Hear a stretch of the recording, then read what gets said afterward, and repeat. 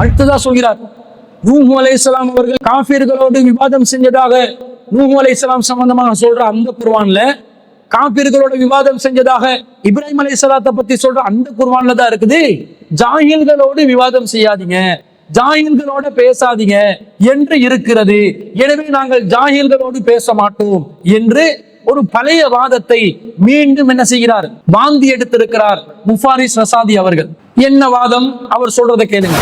وَعِبَادُ الرَّحْمَنِ الَّذِينَ يَمْشُونَ عَلَى الْأَرْضِ هَوْنًا وَإِذَا خَاطَبَهُمُ الْجَاهِلُونَ قَالُوا سَلَامًا. எந்த அல்லாஹ் நூஹ் அலைஹிஸ்ஸலாம் தனது சமூகத்தோட விவாதம் செஞ்சாருன்னு அல்லாஹ் எந்த அல்லாஹ் சொல்றானோ, எந்த இப்ராஹிம் அலைஹிஸ்ஸலாம் அந்த காலத்து மன்னனோட விவாதம் செஞ்சான் எந்த அல்லாஹ் சொல்றானோ அதே அல்லாஹ் சொல்கிறான், மூடர்கள் உங்களை சந்தித்து உங்களோடு உரையாட நாடினால் காலு சலாமா, அவர்கள் இபாதுர் ரஹ்மான் அல்லாஹ்வின் நல்லடியார்கள், காலு சலாமா சலாம் என உற்றுவாப்பாண்டு ஒதுங்கி செல்வார்கள் என்று அல்லாஹ் குர்ஆன்ல சொல்றான். அப்ப இந்த இடத்துல என்ன, யாரோட பேசின பிரயோசனம் இருக்குதோ அவரோட பேசலாம், யாரோட பேசி எந்த பிரயோசனம் இல்லையோ அவர்களுக்கு பதில் வைதா அகாதபஹுமுல் ஜாஹிலூன காலு சலாமா, பயந்தல்ல. இது அல்லாஹ் சொல்லித்தாரான். அல்லாஹ்வுடைய அடியார்கள் மூடர்களை அவர்களோடு தர்க்கிக்க வந்தால், அவர்களோடு பேச வந்தால், மூடர்கள் ஜாஹில்கள் குறித்த துறையில் ஜாஹிலாக இருப்பவர்கள் வந்தால் சலாமா சலாம் என்று சொல்லி ஒதுங்கிக் கொள்வார்கள். இதுவும் அல்லாஹ் சொல்றதான், இதையும் கொஞ்சம் பார்த்து கொள்ளுங்கள். என்ன சொல்கிறார்? 25வது அத்தியாயத்தில் 63வது வசனம், வஇபாதுர் ரஹ்மான், அளவற்ற அருளாளரின் அடியார்கள், அல்லதீன யம்ஷூன அலல் அர்லி ஹௌனா, அவர்கள் பூமியிலே பணிவாக நடப்பார்கள், வைதா காத்தபஹுமுல் ஜாஹிலூன், அவர்களுடன் ஜாஹில்கள் பேச வந்தால், உரையாட வந்தால், காலு சலாமா சலாம் என்று சொல்வார்கள் என்று அல்லாஹ் குர்ஆன்ல ஒரு வசனத்தை சொல்றான். இந்த வசனத்தை காட்டி வைதா காத்தபஹுமுல் ஜாஹிலூன், ஜாஹில்கள் அவர்களுடன் உரையாட வந்தால், விவாதிக்க வந்தால், காலு சலாமா சலாம் என்று அப்படி நைசா ஒதுங்கிடுவாங்க. அப்ப நீங்க ஜாஹிலா இருக்கிறீங்க, எனவே உங்களோட நாங்க விவாதம் செய்ய மாட்டோம், நைசா ஒதுங்கிடுவோம். குர்ஆன்ல அல்லாஹ் அப்படிதான் சொல்றான் என்று மக்களுக்கு ஒரு விளக்கம் சொல்றோம் என்ற பேர்ல குர்ஆன் அப்படியே உல்டாவாக தலைகீழ மாத்தி ஒரு விளக்கத்தை சொல்றார். அல்லாஹ் தஆலா இந்த குர்ஆன் வசனத்துல தர்க்கம் செய்வது சம்பந்தமாக பேசுகிறானா, அல்லது உரையாடல் நடத்துவது உரையாடுவது சம்பந்தமாக சாதாரணமாக பேசுவது சம்பந்தமாக பேசுகிறானா? இங்க என்ன வருது? ஹாத்தப என்று வருகிறது. ஹாத்தப என்று சொன்னா என்ன? ஹாத்தப என்று சொன்னால் பேசுவது, பேச்சுவார்த்தை நடத்துவது. முஹாத்தபா என்று சொன்னா உரையாடல் செய்வது. அப்ப ஹாத்தப என்று சொல்வது காபிர்கள், ஜாஹில்களாக மடையர்களாக இருப்பவர்கள் மடத்தனமான செய்திகளை, வீணான விஷயங்களை பேச வருவார்கள். அப்படி பேச வந்தா சலாம் என்று ஒதுங்கிக் கொள்ளணும். ஜிதால பத்தி இங்கே பேசவில்லை, விவாதம் செய்வதை பத்தி அல்லாஹ் இங்கே பேசவில்லை. விவாதம் செய்யுமாறு அல்லாஹ் தஆலா குர்ஆன்ல 16வது அத்தியாயத்துல 125வது வசனத்துல அல்லாஹ் கட்டளை இடுகிறான், உதுஉ இலா சபீலி ரப்பிக பில் ஹிக்மா, உமது இறைவனுடைய பாதையை நோக்கி ஹிக்மத்துடன் ஞானத்துடன் அழைப்பீராக, வல் மௌஇலத்தில் ஹஸனா, அழகிய அறிவுரைகளுடன் அழைப்பீராக, வஜாதிலுஹும் பில்லதி ஹிய அஹ்சன், அவர்களுடன் அழகிய முறையில் விவாதம் செய்வீராக என்று அல்லாஹ் யாரோட விவாதம் செய்ய சொல்றான்? மக்கத்து முஸ்ரிக்குகளோடு விவாதம் செய்ய சொல்றான். மக்கத்து முஸ்ரிக்குகள் யார்? ஐயாமுல் ஜாஹிலியா காலம் என்று நாங்கள் சொல்கிறோம். அந்த ஐயாமுல் ஜாஹிலியா காலத்தில் வாழ்ந்தவர்கள் யார்? ஜாஹில்கள். அபுல் ஜஹல், அவன் அபூ ஜஹல் மடையனின் தந்தை என்று அல்லாஹ் சொல்கிறான். அவன் அபுல் ஹிக்மாக இருந்தவன், ஞானத்தின் தந்தையாக இருந்தவன். இஸ்லாம் என்ற ஞானம் அவனுக்கு கிடைக்காததனால் அவனை ஜஹலாக, அவனை மடையனாக அல்லாஹ் சொல்கிறான். அந்த அபூ ஜஹலுடன் தான் அல்லாஹ் விவாதிக்க சொல்கிறான். அழகான முறையில அபூ ஜஹல் என்ற மடையனோடு விவாதம் செய்யுங்கள், அபூ லஹப் என்ற மடையனோடு விவாதம் செய்யுங்கள், உத்பா ஷைபா வலீத் என்ற மடையர்களோடு விவாதம் செய்யுங்கள் என்று ஜாஹில்களோடு தான் அல்லாஹ் விவாதம் செய்ய சொல்கிறான். விவாதம் என்பதே எங்கட பார்வையில நாங்க சத்தியத்துல இருக்கிறோம், அசத்தியத்துல இருக்கிறவங்களோட விவாதம். அசத்தியத்தில் இருப்பவர்கள் ஜாஹில்கள் தானே, அவங்க சத்தியம் விளங்காம மடமைத்தனத்துக்கு வக்காலத்து வாங்குவதற்கு வருபவர்கள் தானே, அவங்களோட தானே விவாதமே செய்யணும். அல்லாஹ் அப்படித்தானே கட்டளை இடுகிறான். இங்க வந்தது என்ன? முகாத்தபா செய்வதற்கு, உரையாடுவதற்கு, பேசுவதற்கு ஜாஹில் ஒருவன் வந்தால், மடையன் ஒருவர் வந்தால் காலு சலாமா, சலாம் என்று சொல்ல வேண்டும் என்று அல்லாஹ் சொல்கிறான். அப்ப இங்க வர மடையன் யார் என்று சொன்னா அல்லாஹ் தஆலா அதை விளக்குறான் 28வது அத்தியாயத்தில் 55வது வசனத்துல இதா சமிஉல் லஹ்வ அவர்கள் வீணானதை செவியுற்றால் அஅரனு அன்ஹு அவர்களை விட்டு அலட்சிய போக்கில் அவர்கள் அலட்சியப்படுத்தி அப்படியே புறக்கணித்து சென்று விடுவார்கள் வகாலு மேலும் சொல்வார்கள் லனா அமாலுனா எங்கட அமல் எங்களுக்கு வலக்கும் அமாலுக்கும் உங்களோட அமல் உங்களுக்கு சலாமுன் அலைக்கும் உங்கள் மீது சலாம் உண்டாகட்டும் லா நப்தகில் ஜாஹிலீன் நாங்கள் ஜாஹில்களை விரும்ப மாட்டோம் என்று சொல்லி அப்படியே நைஸா நலிவிடணும் என்று அல்லாஹ் சொல்கிறார். யாருடன் அல்லாஹ் சொல்வது?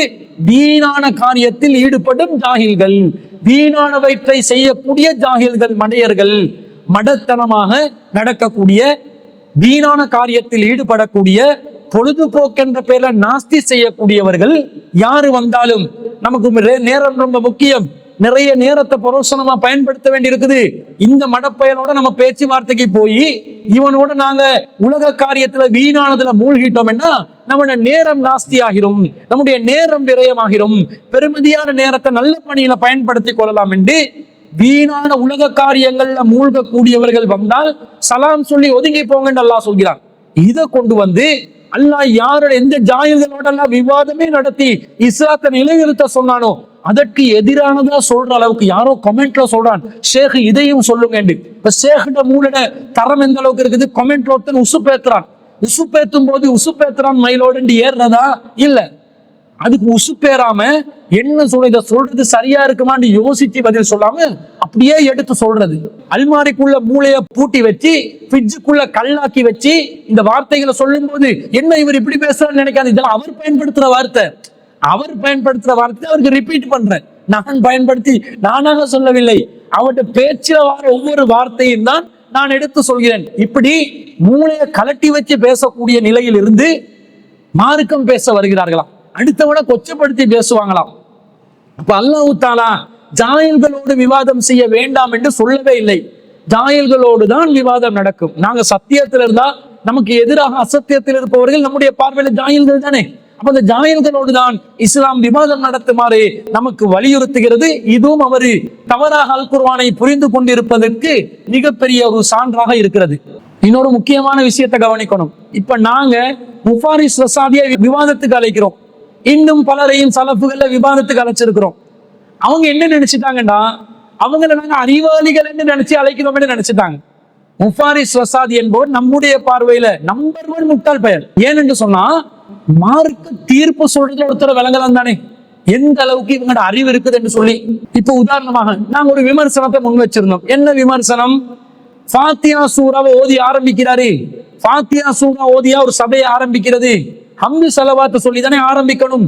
ஃபாத்தியா சூராவை ஓதி ஆரம்பிக்கிறது பித்அத் இல்லையா? இது கூட இவருக்கு தெரியாம இருக்குது, இவர் இதுல கவனம் செலுத்துறாரு இல்லைன்னு ஒரு விமர்சனத்தை வச்சிருந்தோம். அதுக்கு அவர் என்ன பதில் சொல்றாரு?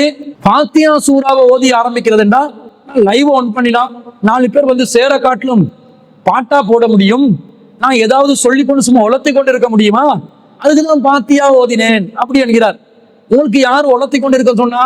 நீங்க கிராத்த சொல்லி அப்படி நீங்க ஓதுறது ஒரு மார்க்கத்துடைய சாயல் மாதிரி காட்டினால் ஏதோ ஃபாத்தியா சூரா ஓதிதான் நிகழ்ச்சிகள் ஆரம்பிக்கணும் என்று மக்கள் விளங்கி கொண்டு இருக்கும் போது அது மக்கள் என்ன யோசிப்பாங்க? முஃபாரிஸ் ரசாதியும் ஃபாத்தியா ஓதிதான் ஆரம்பிச்சாரு, எனவே ஃபாத்தியா ஓதுவதுதான் சுன்னால இருக்குது என்று நினைப்பார்களா இல்லையா? இது கேள்வியை கேட்ட பிறகு ஃபாத்தியாவை மோதி இன்னொரு சூறாவை மோதுறாரு. அது சொல்லணுமா இல்லையா? நான் நீங்க வந்து சேர காட்டணும், மக்களே நிகழ்ச்சி ஆரம்பிச்சுட்டேன், லைவா போட்டுட்டேன், 4 பேர் வந்து பாருங்க, பார்க்க காட்டணும், நான் குர்ஆன் திலாவத் பண்ணி கொண்டிருக்கிறேன் என்று சொல்லி குர்ஆன் திலாவத் ஓதணுமா இல்லையா? இவர் என்ன பதில் சொல்றாரு தெரியுமா? அதுக்கு நியாயம் கட்டுறதுக்கு ஒரு சப்பக்கட்டு. என்ன சப்பக்கட்டுன்னா, ஃபாத்தியாவை ஓதி ஒரு நிகழ்ச்சியை ஆரம்பிக்க வேண்டும் என்று நியத் இருந்தால் தான் அது பித்அத் ஆகும். ஒரு நிகழ்ச்சி நடக்க இருக்கிறது, அது பயான் நிகழ்ச்சி, அதற்கு முன்பதாக ஃபாத்தியா ஓத வேண்டும் என்று இன்னொரு நிகழ்ச்சி இருக்கிறது. முதலாவது நிகழ்ச்சி ஃபாத்தியா, 2வது நிகழ்ச்சி பயான் என்று வரும்போது நிகழ்ச்சியாக நினைத்து ஓதினால் அது பித்அத்தாக வராது. அறிவு கொள்ளுங்கிட்ட விளக்கத்தை பாத்தீங்களா? நாங்களும் சொல்றோம் யாராவது வந்து ஒரு பயானுக்கு முன்னால ஃபாத்தியா ஓதி தான் ஆரம்பிக்கணும்டா அது பிதா. ஆனால் பயானுக்கு முன்னால ஒரு நிகழ்ச்சியாக குர்ஆன் ஓதுவது ஒரு நிகழ்ச்சி, அதுக்கப்புறம் ஒரு பயான் ஒரு நிகழ்ச்சி, அப்படி ஒரு நிகழ்ச்சியாக செய்யும் பொழுது அது பிளன்னு நம்ம சொல்ல இயலாது. ஏன்னாவது அது ஒரு நிகழ்ச்சியா பார்த்தால் அது ஒரு இபாதத்தை நினைச்சு ஃபாத்தியா ஓதி தான் ஆரம்பிக்கணும்னு நினைச்சு அது பிழை. அறிவு கொழுந்து கொடுத்த விளக்கம் என்னன்னா, நீங்க நினைச்சு விதுவத் செஞ்சா தான் விதுவத்து, நினைக்காம விதுவத் செஞ்சா விதுவத் இல்ல. யாரு உங்களுக்கு இதை சொல்லி கொடுத்தா? எந்த மதரசால இதை படிச்சீங்க? எந்த உசூலுல் ஹதீஸ்ல இதை படிச்சீங்க? இப்படித்தானே சுன்னத்துல் ஜமாத்துக்காரன் விதுவத்துக்கு வக்காலத்து வாங்கினா. மீராஜ் நோம்பு ஏன் பிடிக்கிறீங்க? மார்க்கத்துல அதுக்கு ஆதாரம் இருக்குதான்னு கேட்டா என்ன சொல்லுவான்? மீராஜ் நோம்பு நாங்க மீராஜுக்கு என்று நினைத்தா பிடித்தோம், நோம்பு என்று நினைத்துதானே பிடித்தோம் என்பார். இப்படி எல்லா விதுவத்துக்கும் ஃபாத்தியாவை ஏன் குர்ஆனை தானே ஓதினோம், ஃபாத்தியா என்று நினைத்து விதுவத் செய்யவில்லை என்று தன்னுடைய மனசுல நினைக்கிறதை மார்க்கத்துக்கு ஆதாரமா காட்டினா அது பித்அத் இல்லை என்று ஆகிவிடுமா? கொஞ்சம் யோசிக்கிறது இல்லையா? மன் அமில அமலன் லைஸா அலைஹி அம்ருனா ஃபஹுவ ரத்துன். யார் ஒருவர் நம்முடைய அங்கீகாரம் இல்லாமல் ஒரு அமலை செய்வாரோ அது ரத்து செய்யப்படும் என்று சஹீஹ் முஸ்லிம்ல ஆதாரபூர்வமான ஹதீஸாக பதிவு செய்யப்பட்டிருக்குது என்று சொன்னா, ரசூலுல்லாஹ்வுடைய சொல் செயல் அங்கீகாரம் இல்லாதவரை செய்ய முடியாது. நீங்க எப்படி காட்டுறீங்க? நீயத்து அப்படி இல்லையே. நீயத்து நல்லவே, நீயத்து நல்லா இருக்கணும், செயல்பாடு நல்லா இருக்கணும். இன்னமல்ல அமலு பின்னியா, நீயத்தை வைத்துதான் செயலை அமைக்கணும் என்று சொன்ன ரசூல் ஸல்லல்லாஹு அலைஹி வஸல்லம். அதே ரசூலா சொல்றாங்க, மன் அஹதஸ ஃபீ அம்ரினா, நம்முடைய மார்க்க விவகாரத்தில் யாராவது புதிதாக ஒன்றை உருவாக்கினால், ஹாதா மா லைஸ, அது மார்க்கத்தில் இல்லாத விஷயமாக இருந்தால் ஃபஹுவ ரத்துன், அது ரத்து செய்யப்படும் என்று ரசூலா சொன்னாங்களா இல்லையா? அப்ப நீயத்தும் சரியா இருக்கணும், செயலும் சரியா இருக்க வேண்டும். ஒரு நிகழ்ச்சியை ஆரம்பிப்பதாக இருந்தால் ரசூலுல்லாஹ்வுடைய வழிமுறை என்ன? ஹம்து ஸலவாத் சொல்லுவாங்க, அல்லாஹ்வை புகழுவாங்க, ரசூல் ஸல்லல்லாஹு அலைஹி வஸல்லம் நிகழ்ச்சி ஆரம்பிப்பாங்க. பிறகு பயானா எது வேண்டாலும் சொல்லுவாங்க. முடிக்கும் போது சபையை கலைக்கும் போது சுப்ஹானக்கல்லாஹ் என்று சொல்லுவாங்க. இதுதானே வழிமுறை. நான் முதலாவது நிகழ்ச்சி கிராத்து, இரண்டாவது நிகழ்ச்சி பயானு, நிகழ்ச்சியாக நினைத்து ஃபாத்தியா ஓதினேன், எனவே அது பித்அத்தாக ஆகாதென்றா இதை நீங்க உங்களோட சவுதி உலமாக்கள் கிட்ட ஃபத்வாவை கேளுங்க. நிகழ்ச்சியாக நான் ஃபாத்தியா ஓதலாமா? நான் பயான பித்அத்தாக நினைத்து ஓதவில்லை, நிகழ்ச்சியாக நினைத்து ஓதினேன், அப்ப அது சுன்னத்தாக மாண்டி கேளுங்க. உங்களை பித்அத்வாதி என்றுமா? முஃபாரிஸ் ரசாதி என்பவருடைய அறிவின் லட்சணம் எந்த அளவுக்கு இருக்கிறது என்று இதன் மூலம் தெரிகிறதா இல்லையா? தெரிகிறது. இன்னும் சொல்ல போனால் ஒருத்தர் கேள்வி கேட்கிறாரு, அந்த கேள்வி பதிலே முக்காடு தான் போட்டு இருந்தாரு. மூளையை மறைக்கிறது தானே, முக்காட போட்டு நீங்க லைலத்துல் கத்ர் ஹதீஸ் சம்பந்தமாக உங்களுடைய நிலைப்பாடு என்ன? அல்லாஹ் இன்னக அஃபூன் துஹிப்புல் அஃப்வ ஃபஃபு அன்னி, இந்த துஆ சம்பந்தமான நிலைப்பாடு என்ன? அதுல பலவீனமான ஹதீஸ், அதுல நிறைய குளறுபடிகள் இருக்கிறது, தொடர்பு அறிந்திய ஒரு செய்தி, அது பலவீனமான செய்தி. சரி, ஏதோ ஒரு ஆய்வு முன்வைக்கிறார் போல, ஹதீஸ் துறையில ஏதோ ஆய்வு செஞ்சிருக்கிறார் போல நினைச்சா நிகழ்ச்சியை முடிக்கும் போது, ஆனா நீங்க ஓதுறதை நிறுத்தாதீங்க. எப்படி விளக்கம்? பலவீனமான ஹதீஸ், ஓதுறதை நிறுத்தாதீங்க. என்ன ஓதுறதை நிறுத்தாதீங்க? பலவீனம் என்று சொன்னா அது ரசூல் ஸல்லல்லாஹு அலைஹி வஸல்லம் சொல்லாத ஒரு செய்தி, அல்லாஹ் ரசூல் சொல்லாத ஒரு விஷயம். வலா தக்ஃபு மா லைஸ லக பிஹி இல்முன், உனக்கு அறிவில்லாததை பின்பற்றாதே, ஒதுங்கி செல் என்று அல்லாஹ் சொல்லிட்டான். அப்ப சந்தேகம் வந்துருச்சு, ரசூலுல்லாஹ் சொன்னதா இல்லையான்னு சந்தேகமா? விட்டு விலக சொல்லுவீங்களா? ஹதீஸ் பலவீனம், ஆனா அமல் செய்யுங்க. அப்படியே சுன்னத்துல் ஜமாத்காரன் சொல்ற மாதிரி இருக்குதா இல்லையா? இதுதான் தௌஹீதா? இதுதான் சலஃபு சிந்தனையா? சலஃபு சிந்தனை உள்ளவர்கள் இப்படித்தான் சொல்வார்களா? இப்படித்தான் பத்துவா சொல்வார்களா? இவர் என்ன பண்றாருண்டா, இருக்கிற சலஃபுக்காரங்களா சுண்ணாவை கடைபிடிக்கிற மாதிரி காட்டி கொண்டிருப்பாங்க. அத்தனை பேட்ட மூஞ்சில கரிய பூசிக்கொண்டே இருக்கிறார். முதல்ல இந்த சலஃபுக்காரங்க இவற்ற விஷயத்துல ஒரு நடவடிக்கை எடுங்க. பார்த்து பேசி அவன் நீ பேசுறதுல நம்ம சலஃபுகள் தலையில மண்ணவாரி போட்டு கொண்டு இருக்கிறாய் என்று தானே வருகிறது என்று இவருடைய விஷயத்துல கவனமா சலஃபுகள் இருக்கணுமா இல்லையா? சஹீ இல்லை, ஆனால் அமல் செய்யலாம். இவருடைய அறிவின் லட்சணம், ஃபத்வாவின் தரம் என்பதை நாங்கள் பார்க்கிறோம். அது மட்டுமல்லாமல் ஒருத்தர் கேட்கிறார், இந்த முன்கர் நக்கீர் ரெண்டு மலக்குமார்கள் இருக்கிறாங்களா, அதுக்கு ஹதீஸ்ல ஆதாரம் இருக்குதா? அறிவு கொழுந்து என்ன பதில் சொல்லுது தெரியுமா? நான் ஆய்வு செய்த வகையில் அப்படி 2 மலக்கு இல்லை. சரி, அப்ப மலக்கு இல்லைன்னு ஆய்வு முன்வைக்க போறாருன்னு பார்த்தா, ஆனா வேறு சில அறிஞர்கள் அந்த ஹதீஸ் சஹீஹ் என்று சொல்லி இருக்கிறார்கள். நான் ஆய்வு செய்ததில் ஹதீஸ் பலவீனம், வேறு சிலர் சஹீஹ் என்று சொல்லி இருக்கிறார்கள். அப்ப மலக்குமார்கள் 2 வருவாங்கன்றது என்னுடைய கருத்து. வேறு அறிஞர்களுடைய கருத்தின் பிரகாரம் முன்கர் நக்கீர் 2 பேரும் இருக்கிறது. இப்படி பதில் சொல்றார். இப்ப கேள்வி கேட்டவன் கன்ஃபியூஸ் ஆவானா இல்லையா? முன்கர் நக்கீர் என்ற பேர்ல மலக்கு இருக்கிறானா இல்லையான்றதை அவனுக்கு தெரிஞ்சு கொள்ளணும். பதில் சொன்னா ஆமா இருக்கிறாங்க, இந்த ஐக்கிய ஹதீஸ் இல்லை, அந்த ஹதீஸ் பலவீனம், முடிவு கட்டணுமா இல்லையா? இது எப்படி முட்டு கொடுக்கறதுண்டா, உள்ள அம்பிட்டு சலஃபுகளையும் பாதுகாக்கணும். யாரோடையும் கருத்து இஃப்திலாஃப் காட்டிடக்கூடாது. இஃப்திலாஃபா காட்டினா தொப்புக்கு அடிபட்டுருமே. அதனால அறிஞர்கள்ட்ட விஷயத்தையும் பாதுகாத்து விளக்கம் சொல்லணும். எப்படி விளக்கம்? எனக்கு ஹதீஸ் லைஃப், பல அறிஞர்கள் சஹி என்கிறார்கள். என்ன பொறுத்தளவுல 2 மலக்கு, பல அறிஞர்களுடைய கருத்தை பொறுத்தளவுல முன்கர் நக்கீர் என்ற பேரு என்று சொல்லிட்டு ஆளுக்கே விளங்குது. நம்ம கன்ஃபியூஸ் பண்றோம். இது நான் எதுக்கு சொல்றேன் தெரியுமா? என்ன நான் லைஃப் என்று சஹியான அறிஞர்களுடைய கருத்தையும் எடுத்து காட்டுகிறேன் என்று நீங்கள் நினைப்பீர்கள். எதுக்கு சொல்றேன்னா, இல்முடைய அமானிதத்தை நான் மக்களுக்கு வெளிப்படுத்துகிறேன். இல்முடைய அமானிதமா? வேறாக்களும் சஹி என்று இருக்கிறார்கள், நான் மட்டும் ஏன் பாட்டுக்கு லைஃப் என்று சொல்லி போனா மற்றவங்க சஹி என்று சொன்னது என்னவாகும் என்று இவருக்கு ஒரு உறுத்தல் வருதான். அமானிதத்தை ஒரு சமக்கணுமா? அதனால சொன்னேனா. யாராவது கேள்வி கேட்கிறவன், உன்னுடைய இல்முடைய அமானிதம் என்ன, அவனுடைய இல்முடைய அமானிதம் என்ன, இதையா கேள்வியா கேட்கிறான்? உங்களுடைய முஃபாரிஸ் ரசாதியே உங்களுடைய தனிப்பட்ட நிலைப்பாடு என்ன, வேறு அறிஞர்களுடைய தனிப்பட்ட நிலைப்பாடு என்ன, இதைத்தான் கேள்வியா கேட்பார்களா? கேள்வியா கேட்பவர்கள் என்ன கேட்பார்கள் என்றா, மார்க்கத்தின் நிலைப்பாடு என்ன? மார்க்கத்தின் நிலைப்பாட சரியா சொல்லணுமா இல்லையா? மொத்த உலகமே சேர்ந்து அந்த ஹதீஸ் சஹீ என்று சொன்னாலும் நான் காரண காரியத்தோடு இந்த ஹதீஸ்ல பலவீனத்தை பார்க்கிறேன். எனவே இந்த ஹதீஸ் பலவீனம் என்பதனால் முன்கர் நக்கீர் என்று 2 வானவர்கள் இல்லை என்று உறுதியான பதில் சொல்லணுமா இல்லையா? உறுதியான பதில் வராது. பட்டும் படாமலும் தொட்டும் தொடாலும் அவரையும் தடவி இவரையும் தடவி எல்லாத்தையும் அனுசரித்து ரியாலையும் பாதுகாத்து தினாரையும் பாதுகாத்து பதில் சொல்வது அறிவின் தரமா? இதுதான் கேள்வி. அப்ப எங்களுக்கு தெரியும், முஃபாரிஸ் ரசாதி என்பவன் மண்டல மசாலா இல்ல, அது ஒரு களிமண்ணு, புத்து மண்ணு தெரியும், ஜாஹில் என்று தெரியும், ஜஹ்ல் பசீத், தெல்ல தெளிவான ஒரு ஜஹ்ல் என்று தெரியும். ஆனாலும் நாங்கள் விவாதத்துக்கு ஏன் அழைத்தோம்? அந்த முஃபாரிஸ் ரசாதி போன்ற ஜாஹில்களோடு கூட மார்க்கம் விவாதம் செய்ய சொல்கிறது. ஏன்னா அந்த ஜாஹில் மூலமா 4 பேர் வழி தவறி போயிடக்கூடாதா இல்லையா? அந்த ஜாஹில் மக்களை வழி கெடுக்கிறான், இவரிடமிருந்து மக்களை பாதுகாக்கணுமா இல்லையா?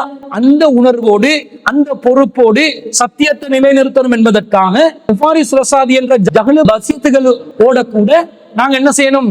விவாதம் செய்ய வேண்டும் என்ற கடமைக்காகத்தான் நாங்கள் அவரை விவாதத்துக்கு அழைத்தோம். ஆனா அவர் திருப்பி என்ன சொல்றாரு தெரியுமா? அப்துல் ராசிக் கேள்விக்கு பதில் சொல்கிறாராம். பெரிய ஃபத்வாவா பாருங்க, சவுதியில எல்லாம் பெரிய பெரிய முஃப்திமார்கள் பதவியிலே அமர்த்தி இருக்கிறார்கள்.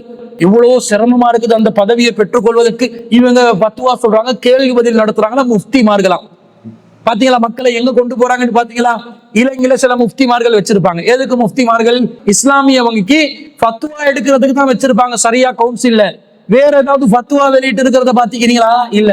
இருந்து நின்று சில ஃபத்வாக்களை கொடுத்தாலும் அப்படியே சமூகத்துல தலையை குனிக்க வைக்கிற ஃபத்வாக்கள் தான் கொடுப்பாங்க, முஃப்தி என்ற பட்டத்தோட. இந்த பட்டம் பதவி இருந்தால்தான் ஃபத்வா வெளியிடலாம் என்ற மாதிரி சவுதியில இருக்கிற சலப்புகள் காட்டுற அந்த பந்தாவை இவர் முட்டு கொடுத்து எப்படி காப்பாத்துறாருன்னு பாருங்க. அதுக்கு தனியா ஒரு கோட்டு, டிகிரி முடிச்ச மாதிரி, டிகிரி முடிச்சவனுக்கு கன்வகேஷன்ல க்ளோக் கொடுக்கிற மாதிரி, சட்டத்தரணிகளுக்கு நீதிமன்றத்துல வாதாடுறதுக்கு க்ளோக் கொடுக்கிற மாதிரி, எம்ஏ பட்டம் டாக்டரேட் பட்டம் எடுக்கிறவங்களுக்கு கலர் கலரா கோட் க்ளோக் கொடுக்கிற மாதிரி, இங்க மார்க்கத்துல குர்ஆன் சுன்னாவை படிச்சு அரபு படிச்சு உசூல் ஹதீஸ படிச்சவனுக்கு கருப்பு கோட்டா, சோப்பு கோட்டா, நீலம் கோட்டா, மஞ்சள் கோட்டா, இவங்க க்ளோக் போட்டு என்ன காட்டுறாங்க? இவங்கிட்ட வந்து அந்த டிஸ்டன்ஸை காட்டுறாங்க, மக்களோடு வேறுபடுத்தி காட்டுற அந்த டிஸ்டன்ஸை காட்டுறாங்க. இது முற்றிலும் முழுதாக கிபிரியத்தான் ஒரு செயலாகத்தான் நாங்கள் பார்க்கிறோம். மக்களோட மக்களா சர்வ சாதாரணமாக நடமாட வேண்டும். ஆனா இந்த முஃபாரிஸ் ரசாதி என்ன சொல்றாரு தெரியுமா? அப்துல் ராசிக் ஃபத்வா கொடுக்குறாங்களா, ஒரு விவாதம் நடக்குது, அந்த விவாதத்துல ஒரு ஒப்பந்தம் நடந்துச்சு, அந்த ஒப்பந்தத்துல ஒரு சகோதரர் கேட்கிறாரு, அந்த அல்லாஹ் அரிசில வைக்கிறது சர்ச்சையானது யாருடைய அறிஞர்? இந்த இப்னு தைமியாவோட காலத்துல தானே என்று கேட்டோன்னே இவரு தலையாட்டி கொண்டு இப்னு தைமியாவோட காலத்துல தான் என்றார். அல்லாஹ் அரிசில இருக்கிறான் என்றது அல்லாஹ் தஆலா குர்ஆன்ல சொல்றது, அர் ரஹ்மான் அலல் அர்ஷி இஸ்தவா, அல்லாஹ் அளவற்ற அருளாளன் அர்ஷ் மீது அமர்ந்தான் என்று அல்லாஹ் சொல்கிறான். அது கூட தெரியாது இவங்க அகீதாவை படிச்சு கொடுக்குறாங்களாம் என்று நம்மளை நோக்கி ஒரு விமர்சனம் செய்கிறார். அதை பாருங்க. அந்த இப்ப யாரோ ஒரு மௌலியோட விவாத ஒப்பந்தத்துல உட்கார்ந்துட்டு அதுல ஒரு சகோதரர் கேட்கிறாரு, அல்லாஹ் அர்ஷ்ல இருக்கிறான் என்பதை முதலாவது அழுத்தமா சொன்னது யாரு? இப்னு தைமியா தானே. அதோட அவர் ராசிக் பிரதர் மண்டே ஆட்டர் இப்னு தைமியா தான். இது குர்ஆன் வசனம். அர் ரஹ்மான் அலல் அர்ஷ் இஸ்தவா குர்ஆன் வசனம். இது குர்ஆன். அல்லாஹ் எங்க இருக்கிறான்டே தெரியாது. இது இப்னு தைமியா சொன்ன கருத்தா? இது குர்ஆன் வசனம், சஹாபாக்கள் சொன்னது. அந்த வீடியோ இருக்கேன், நான் இன்ஷா அல்லாஹ் சந்தர்ப்பம் கிடைச்சா போடுவேன். நான் அல்லாஹ் எங்க இருக்கிறானே அவருக்கு தெரியாது. அந்த விவாத ஒப்பந்தத்துல பேசுறான், போய் பாருங்க. அல்லாஹ் அரசியல் வைக்கிறான், அல்லாஹ் தெளிவா குர்ஆன்ல பல இடங்கள் அல்லாஹ் சொல்றான். ரசூலுல்லாஹ்ட கொள்கை, சஹாபாக்களோட கொள்கை, தாபீன்களோட கொள்கை, தபா தாபீன் கொள்கை, எல்லாரையும் கொள்கை இது. அப்ப இந்த விமர்சனம் சரியானதா? பிழை. ஏன் தெரியுமா? அங்க சகோதரருக்கு நமக்கும் உள்ள கெமிஸ்ட்ரி என்னது இவருக்கு தெரியாது. அங்க விவாத ஒப்பந்தத்துல நாங்க 2 சகோதரர் என்கிட்ட கேட்கிறார். என்ன கேட்கிறார்? அந்த அரசுல இருந்து இறங்கினது அந்த சப்ஜெக்ட் வந்து யாருடைய விஷயத்துல வந்து இமாம் இப்னு தைமியா தான் என்றாரு. ஆனா ஆமா என்றார். அவர் என்ன கேட்டார், நான் என்ன பதில் சொன்னேன்? அந்த கெமிஸ்ட்ரி என்னது அது மக்கள் புரிஞ்சு கொள்ளணுமா இல்லையா? புரிஞ்சு கொள்ளணும். விவாத ஒப்பந்தத்துல அரசு சம்பந்தப்பட்ட சர்ச்சை என்ன ஆகுதுன்னு கேட்கிறாரு. அது இப்னு தைமியா ரஹ்மத்துல்லாஹி காலத்துல தானே வந்துச்சு. ஏனென்றால் அங்க ஜஹ்மியாக்கள் என்ற ஒரு வழிகட்ட சிந்தனை, அல்லாஹ்க்கு உருவம் கற்பிக்க கூடாது, அல்லாஹ்க்கு உருவம் கிடையாது, அல்லாஹ் வந்து வெறும் சூனியம் என்று அல்லாஹ்க்கு தஅவீல் பண்ணணும், அல்லாஹ்க்கு நேரடியாக நாங்கள் அல்லாஹ்வுடைய உருவ உறுப்புகள் சம்பந்தமாக நேரடி அர்த்தம் கொடுக்க கூடாது என்று ஒரு வழிகட்ட சிந்தனை ஹிஜ்ரி 2ஆம் நூற்றாண்டுல உருவாகுது. அந்த வழிகட்ட சிந்தனை அப்படி மக்கள் மத்தியிலே ஊடுருவுது. அதை முறியடிப்பதற்காக வேண்டி இப்னு தைமியா ரஹ்மத்துல்லாஹி அலைஹி அவர்கள் ஒரு மிம்பர்ல இருந்து யன்சிலு ரப்புனா தபாரக வ தஆலா குல்ல லைலத்தின் இல ஸமாஇ துன்யா, நம்முடைய இறைவன், பாக்கியம் மிகுந்த இறைவன் ஒவ்வொரு இரவிலும் அடிவானத்துக்கு இறங்குகிறான் என்று சொல்லி இறங்குறத, யன்சிலு என்ற வார்த்தைக்கு விளக்கம் சொல்றதுக்காக இறங்குறத மிம்பர்ல இருந்து ஒரு படி இறங்கி காட்டுறாரு. இது ஒரு சர்ச்சை ஆயிடுச்சு. இப்ப அல்லாஹ்க்கு வந்து நீங்க உருவம் கற்பிச்சீங்க, எந்த அளவுக்கு உருவம் கற்பிக்கிறீங்கன்னு சொன்னா, நீங்க இறங்கின மாதிரி அல்லாஹ் இறங்குற மாதிரி காட்டுறீங்களே, இதுதான் சிறுக்கு என்னொரு விமர்சனமாகி அது ஒரு சர்ச்சையாகி பிறகு இப்னு தைமியா ரஹ்மத்துல்லாஹி அலைஹி அவர்கள் அதுக்கு விளக்கம் சொல்றாங்க. என்ன சொல்றாங்க? அன்-நுஸூலு மஅலூம், இறைவன் இறங்குவது என்பது நாங்கள் அறிந்த விஷயமே, அது அல்லாஹ் ஹதீஸிலே சொல்லிவிட்டான். வல் கைஃபு மஜ்ஹூல், ஆனா எப்படி இறங்குகிறான் என்பது நமக்கு தெரியாது, நமக்கு அது அறிவிக்கப்படவில்லை. வல் ஈமானு பிஹி வாஜிபுன், ஆனால் அது சம்பந்தமாக ஈமான் கொள்வது வாஜிபாக இருக்கிறது. வஸ்ஸுவாலு அன்ஹு பித்அத்துன், இது குறித்து கேள்வி எழுப்புவது பித்அத்தாக இருக்குது என்று சொல்லி அப்படி நச்சன் ஒரு பதில கொடுத்து இறங்குறது கன்ஃபார்ம், ஆனா எப்படி இறங்குறான் என்று தெரியல என்று சொல்லி ஜஹ்மியாக்களுடைய வாயடைப்பதற்காக ரத்தாக ஒரு மறுப்பாக சொன்ன ஒரு விஷயம்தான் சர்ச்சையா போன விஷயம். அதைத்தான் அந்த சகோதரன் என்கிட்ட கேட்கிறார், யாருடைய விஷயத்துல சர்ச்சையாகிச்சண்டு? நான் சொல்கிறேன் அது இப்னு தைமியா ரஹ்மத்துல்லாஹி ஆமா என்கிறேன். எதிர்த்தரப்புல இருந்த காத்தாங்குடி கபீருக்கு கூட அது கேட்குது. அது பிழையா இருந்தவர் என்ன சொல்லிப்பார்? காத்தாங்குடி கபீர் உடனே சொல்லியிருப்பார் இது பிழை. நீங்க என்ன இது கூட தெரியாம நம்மளோட விவாதத்துக்கு அவருக்கு விஷயம் விளங்குது, நம்ம எதிரணியில இருந்தவருக்கு விளங்குது, கேள்வி கேட்டவருக்கு எதை கேட்டார் விளங்குது, பதில் சொன்னவருக்கு என்ன பதில் சொன்னோம் என்று விளங்குது. ஆனா முக்காடு போட்டதுனால முஃபாரிஸ் ரசாதிக்கு இது விளங்கல. இந்த அகீதா தெரியுமா இவங்களுக்கு கேட்கிறான். அர் ரஹ்மான் அலல் அர்ஷ் இஸ்தவான்றது நமக்கு தெரியாதானே? அது எல்லா அகீதாவை படிச்சு கொடுக்குற எல்லாருக்கும் தெரியும். சரி, தெரியாம இருந்துச்சுன்னு வைங்களேன், நீங்க என்ன சொல்லணும்? இது சம்பந்தமாக நீங்கள் தெரியாமல் இருக்கிறீர்கள், இது என்னன்னு பாருங்க. ஒருத்தர் வந்து அகீதாவை படிச்சு கொடுக்குறாரு, ஒரு விஷயம் தெரியாம இருக்குது, சொல்லி கொடுக்க மாட்டீங்களா? அதை திருத்த மாட்டீங்களா? எல்லாம் தெரிஞ்சுதான் படிச்சு கொடுக்கணும் வேண்டாம்? எல்லாம் தெரிஞ்சு படிச்சு கொடுக்கறதுக்கு இந்த உலகத்துல யாரு இருக்கிறான்? எல்லாருக்கும் இஷ்டம். அல்லாஹ்வின் தூதரே சில விஷயங்கள்ல தவறாக நடக்கும்போது அல்லாஹ் திருத்தினானா இல்லையா? திருத்தி இருக்கிறான். இந்த அடிப்படை விளங்காம என்ன சொல்கிறார்? இது தெரியா அது தெரியா, தன்னிடம் மொத்த மடமைத்தனத்தையும் வைத்துக் கொண்டு அடுத்தவர்களை விரல் நீட்டி இவர் வந்து தன்னை புத்திசாலியாட்டம் காட்ட பார்க்கிறார். இதை நாங்கள் ஏற்றுக்கொள்ள முடியாது. இவர் தெல்ல தெளிவான ஜஹ்லு பசீத்தான் என்பதை நமக்கு உறுதியாக தெரிகிறது. இதற்கு இன்னும் பல ஆதாரங்கள் இருக்குது. இப்படி பட்டியல் நீண்டு கொண்டே செல்லும். இவருடைய ஃபத்வாக்கள் ஒவ்வொன்றையும் அலசி ஆராய்ந்து மக்களுக்கு பதில் சொல்ல போனோம் என்றால் இவருடைய அறிவின் தரம் லட்சணம் என்னன்றது மக்களுக்கு தெரிந்துவிடும். என்றாலும் நாங்கள் புரிகிறோம், இவர் மடையராத்தா இருக்கிறார், என்றாலும் இவரிடமிருந்து மக்களை காப்பாற்றணும், எனவே விவாதம் பண்ணணும் என்று நாங்கள் விவாதத்துக்கு அழைச்சமே தவிர இவர் அறிவாளி என்று நினைச்செல்லாம் நாங்க விவாதத்துக்கு அழைக்கல. அவர் நினைச்சிட்டார் போல, இவர் விவாதத்துக்கு கூப்பிட்டோன்னே நம்ம பெரிய ஆள் போல, நம்மளையே கூப்பிடுறாங்க, வீடியோ போட்டு கூப்பிடுறாங்க, லைவ்ல கூப்பிடுறாங்க, நம்ம பெரிய இடத்துக்கு போயிட்டோம் போல என்று நினைக்கிறார். அல்லாஹ்வுடைய அடியார்கள் எல்லாரும் நமக்கு சமம் தான், யாரும் பெருசும் இல்லை, யாரும் தாழ்த்தியும் இல்லை. அறிவை பொறுத்த அளவுல எங்களுடைய பார்வைக்கு விலகுது, உங்களோட நடத்தையில உங்களோட குறைமதியாக இருப்பது நமக்கு தெரிகிறது. என்றாலும் சத்தியத்தை நிலைநாட்டுறதுக்காக இந்த பயணத்துல யாரு வந்தாலும் அசத்தியவாதிகள் முன்னாடி சத்தியத்தை நிலைநாட்டுவதற்கு தயார் என்ற நிலையில தான் நாங்கள் இதை செய்து வருகிறோம்.